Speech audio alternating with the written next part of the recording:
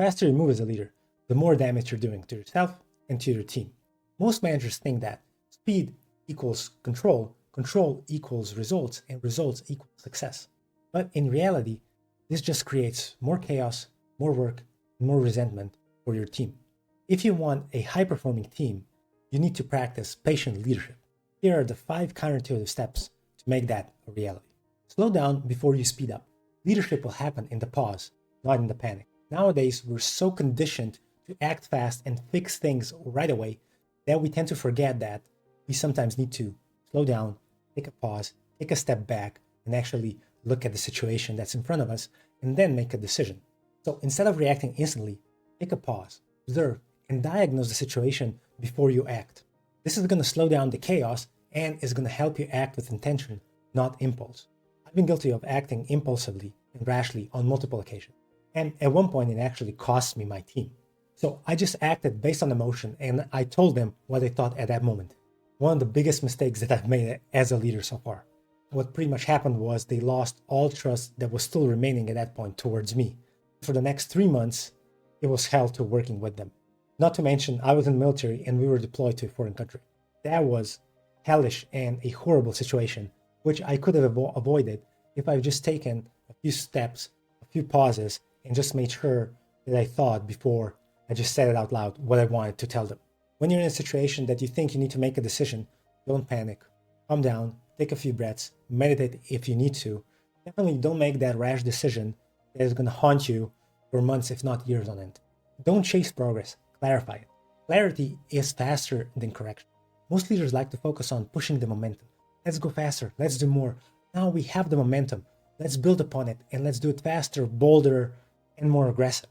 Yes, we tend to move faster, but we're going to make a lot more mistakes. We may go in the wrong direction for no reason at all.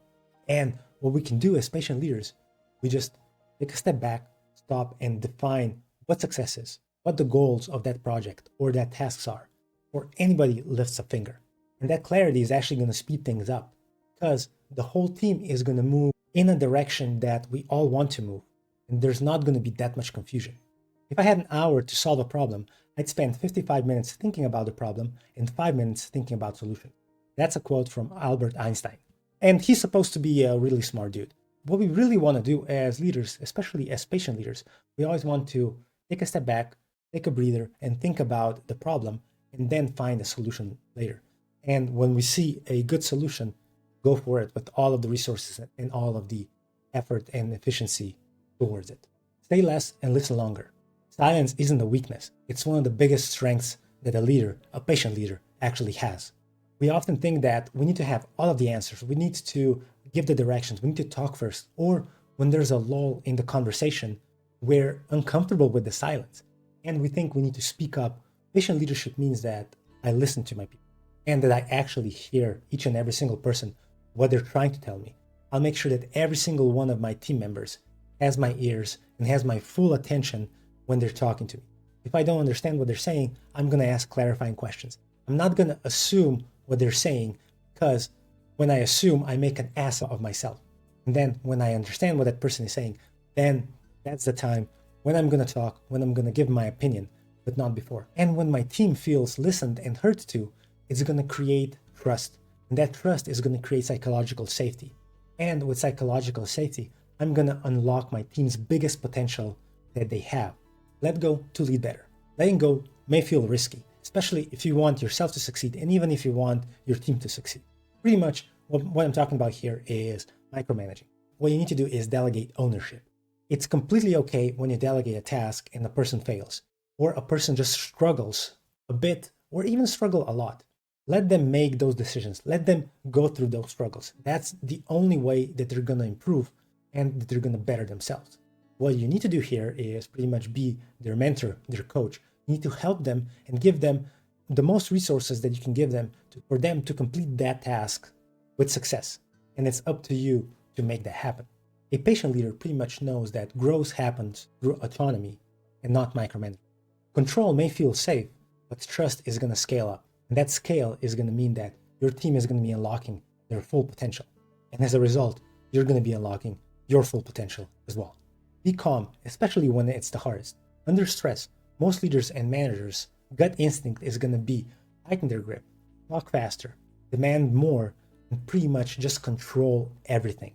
And what they may also do is to lash out with their emotions, lash out on their team because they're under stress. Something's not going right, whether that's a task, a project, their own career, and lashing is going to come out to the detriment of the team and the overall success.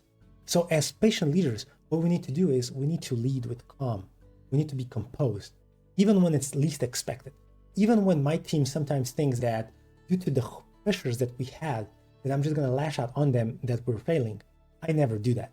I'd rather lock myself into my office or just be somewhere else until that pressure, that stress goes away from my body, whether that's me taking a walk, doing some exercises, or just yelling at the door or somewhere else, doesn't matter what.